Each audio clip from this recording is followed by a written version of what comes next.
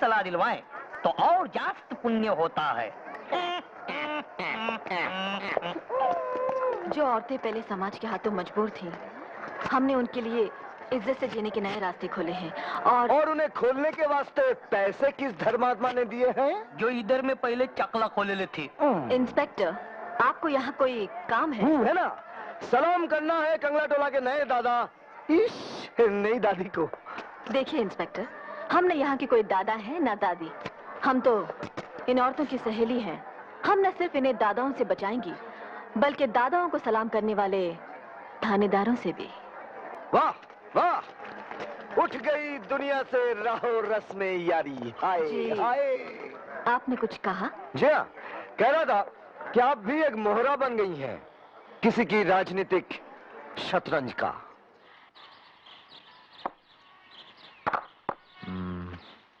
नमस्कार पुरुषोत्तम जी। आओ भवानी आओ।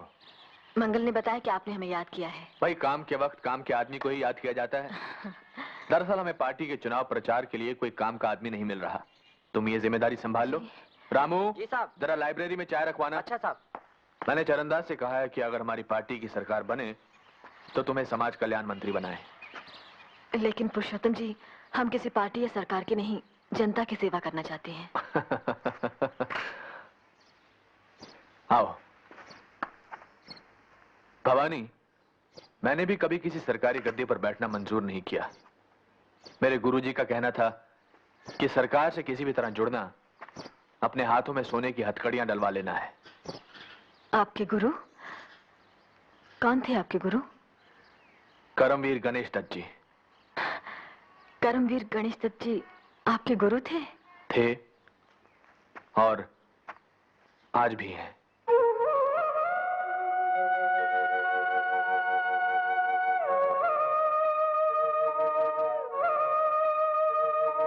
देखो भवानी, मुझे मालूम है कि तुम्हें मेरे सहारे की जरूरत नहीं,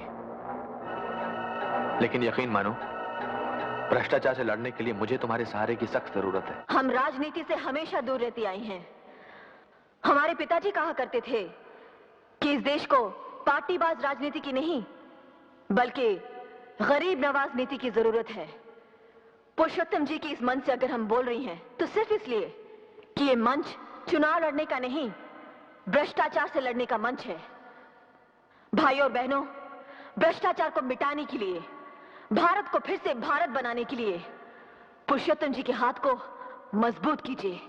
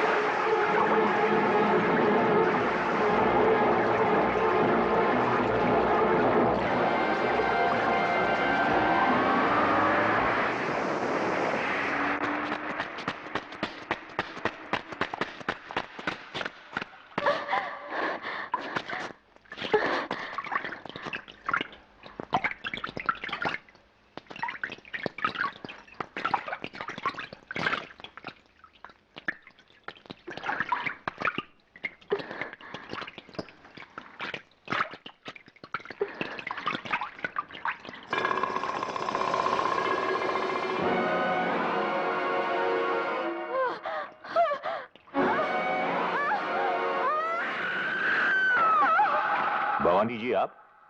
क्या हुआ? वो फतेह दादा ने income tax officer Keshav Kumar का खून कर दिया। फतेह दादा ने? लेकिन वो तो हवालात में बंद है। हम इतना जानते कि खून उसी ने किया। लाश को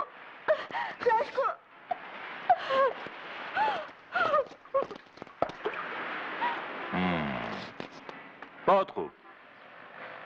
हवालात में बंद आदमी ने खून कर दिया और लाश बेपर के उड़ गई। क्या?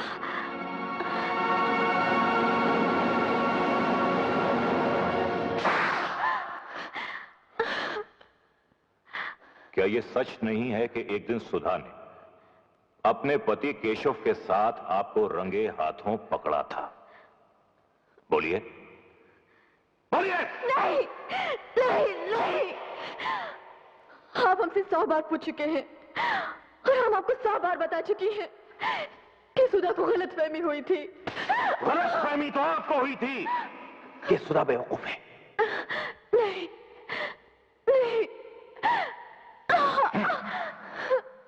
कातिलाना क्लाइमेक्स तक पहुंची आपके पगले प्रेम की दर्दनाक दास्तान। अब सुनाई डालिए। आपका बयान तो कुछ यूं होना चाहिए कि जब मैंने जवानी की दहलीज पर कदम रखा तो पिताजी केशव नाम के एक अनाथ लड़के को घर ले आए। राखी बंधवाकर वो मेरा भाई बन गया। लेकिन इस पवित्र रिश्ते की आड़ में मैंने उससे नाजायज ताल्लुकात कायम कर लिए। 4 महीने पहले मुझसे ऊब कर उसने किसी और से शादी कर ली। जब राखी के दिन वो मुझसे यह कहने आया कि अब वो मुझसे सिर्फ भाई की हैसियत से मिलेगा तो मुझसे बर्दाश्त नहीं हुआ और मैंने उसका खून कर दिया।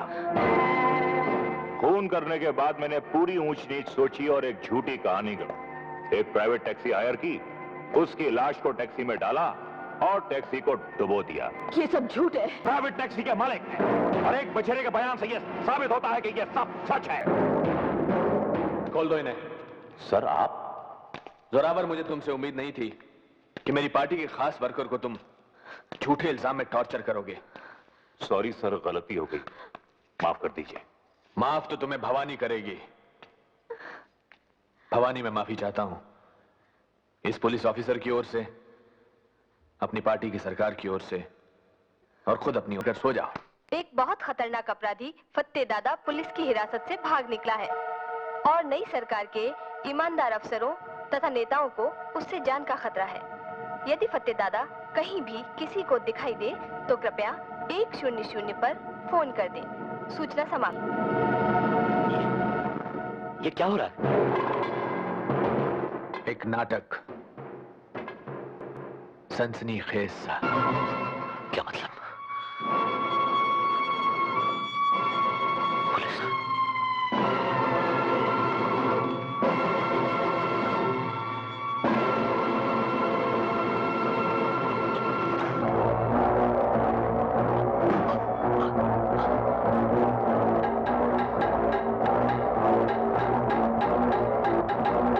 सुनो फत्ते, दिलेर फत्ते मौत को पीठ दिखाए ये अच्छा नहीं लगता।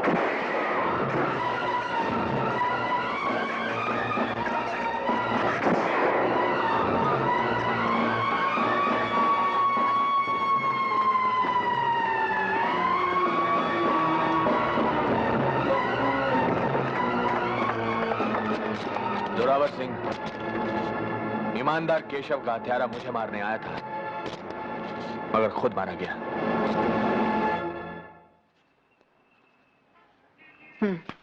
ये लो। अच्छा, तो हम चलती हैं। दीदी, एक बात और थी। बोलो। हम यहाँ आज शाम आपका जन्मदिन मना रहे हैं। हमने पुरुषोत्तम जी को भी बुलाया है। अरे यार, तुम भी हद करती हो। हम कोई बच्ची है जो हमारा जन्मदिन मना रही हो? हाँ? मैडम, जब तक आप बच्चों की मां नहीं बनेंगी बच्ची ही कहलाएंगी। आपको यहाँ किसने बुलाया है? लो, आप भूल गई? पुरुषोत्तम जी का हुक्म है कि अफसर लोग आकर आप ही को रिपोर्ट दें।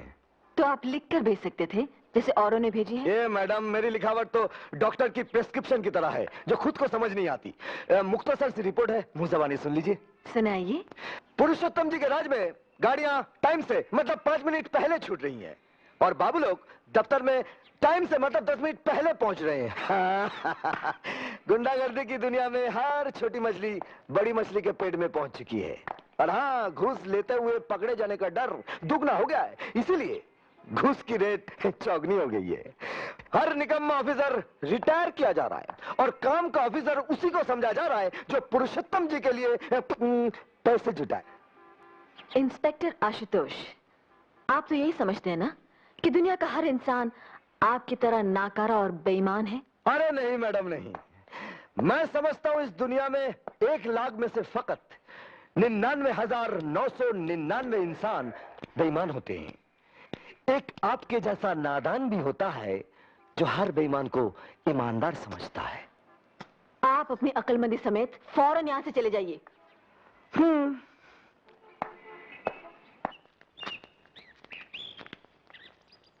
तुम्हारे जन्मदिन पर देने के लिए मैंने एक उपहार लिया था भवानी। हम उसूलन उपहार नहीं लेती पुरुषोत्तम जी।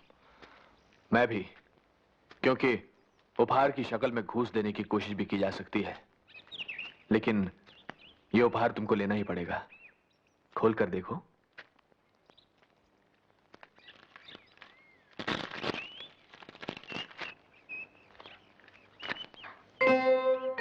अरे, ऐसा ही एक कलम तो हमारे पिताजी के पास भी था।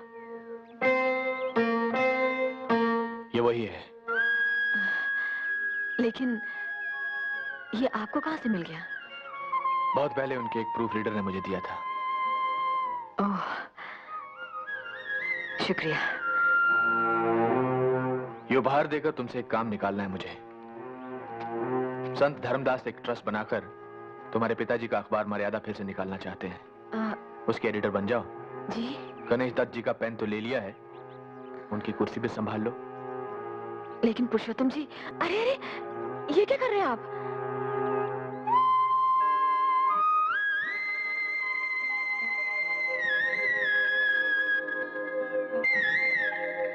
इस गरीब की जान बचा रहा हूं।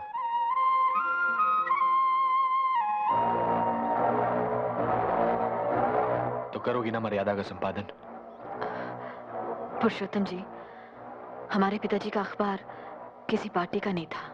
यह अखबार तुम्हारा होगा भवानी, किसी पार्टी का नहीं। तब तो कोई एतराज नहीं। तो सबसे पहले इस अखबार में हमें फत्ते के गुरु सत्तार के खिलाफ आवाज उठानी है।